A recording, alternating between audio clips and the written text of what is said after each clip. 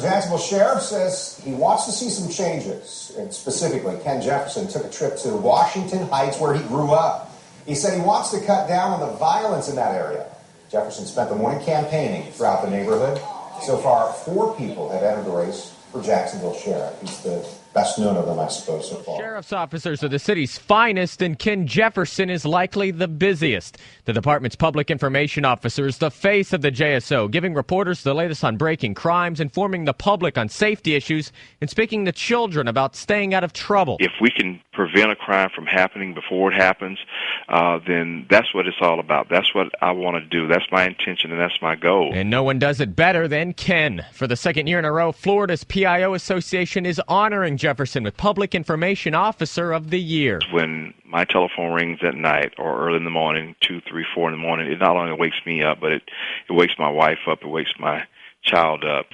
So I want to dedicate this to my wife for being the beacon of support that she is. Public Information Officer is just the latest duty in Jefferson's 21-year JSO career. Of all the things that I've done in law enforcement, I must say that this is my favorite role. I've always wanted to be involved with public information. And he is everywhere. Maybe you've seen him hosting Signal 94 on your public access channel, or letting you know about wanted fugitives on our news partner Channel 4's Wheel of Justice. You know, you look at that face, you can tell he's a wanted man. And you've no doubt heard that familiar voice right here on WOKV. I am blessed, very blessed, that I have an opportunity while in my career, in the highlight of my career, to live out my dream. Jared Halpern, AM 690 and 106.5 FM, News Talk Radio WOKV. Jacksonville Sheriff's officers are the city's finest, and Ken Jefferson is likely the busiest.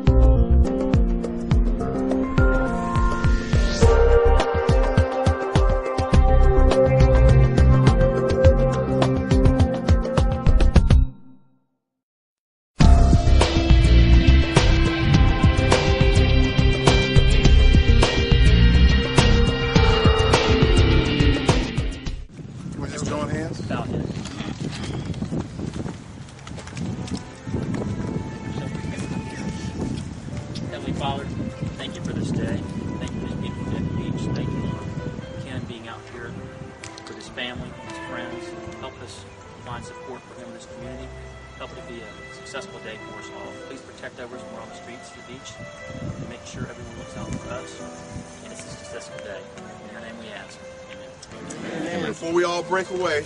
I'd like for everybody to get together and let's get a group photo. Lee.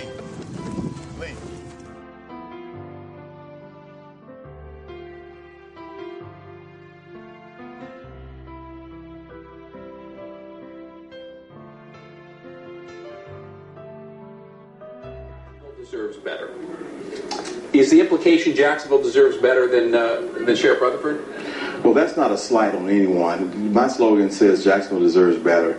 And that's not to say that the current administration or even the previous administration has done a bad job. We can do better. There's always room for improvement. And that's the essence of my slogan. There's room for improvement. For the last 10 years, we've had the recognition of being known as the murder capital of Florida. We can do better than that. I believe we can do better than that. Violent crime is down. So why isn't that enough for you to be happy with how the law enforcement is heading in this county? That's a good point, Shannon. And violent crime is down based on the statistics that is being reported right now. It's down all over the state, but we're still the highest. We're down, but we're still the highest. We can do better than that. I think that we need to implement some programs, some new programs, to be a little more proactive than reactive. Programs like what? Well, you know, you got to hit it at the core with the murder rate. I talk to people, citizens all over the city, and I tell them that the index shows that the crimes are down, but they're saying, well, that's not my perception. That's not my perception. So we've got to hit it at the core of the problem. We've got to go back into the communities and interact with the people. We've got to befriend them again. We being the Jacksonville Sheriff's Office has to befriend the community again so that we can start getting to the root of the matter. So do you think the public perception, at least for a lot of the public, is that they're on opposite sides with officers? There's a great disconnect with the community, between the community and the Jacksonville Sheriff's Office. I hear it every day. There are some folks in certain pockets of our community that feel disenfranchised. They feel that they see the officers riding by back and forth, but they have no relationship with them. They want to work with the police. I really believe they want to help restore their neighborhoods, but they feel this great disconnect. So I'm very curious. Obviously, I know you, and the public knows you from being the public face of the Jacksonville Sheriff's Office. So at what point were you on the job in uniform, and you thought, you know, I really could run this department better than the current guy? Well, I was with the Sheriff's Office for the past 24 years. I retired in October of last year. And seems like I've been retired longer than that. It's just been since October.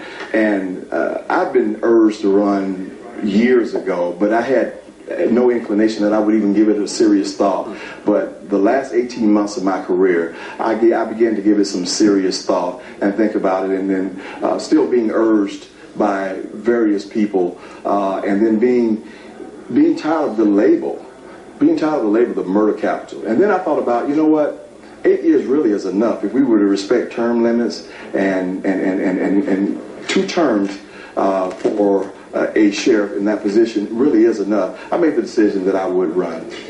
In what areas do you think Sheriff Rutherford's just not getting it done?